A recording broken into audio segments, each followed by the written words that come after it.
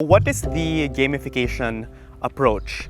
Gamification is an approach within the larger Communication for Development or C4D umbrella, which basically refers to incorporating game elements into learning methodologies.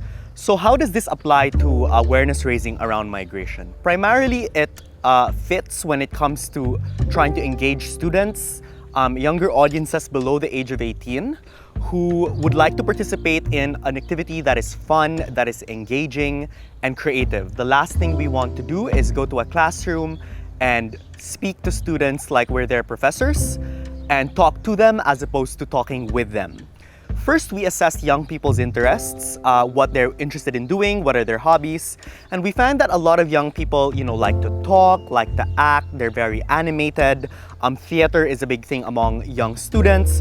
So we essentially developed a game around an improvised theater competition. We go to classrooms, divide them into groups. Each of the groups basically has to devise a play about a migratory journey in a very short period of time. So it's very much improvised.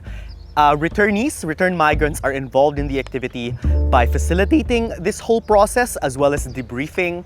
Why is this activity innovative? First of all, it builds critical thinking among young audiences.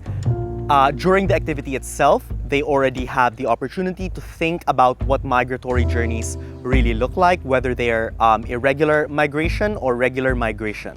It's engaging, it's creative in the sense that students, because they're competitive at such young ages, are interested in really making sure that the plays they devise and improvise are the most innovative.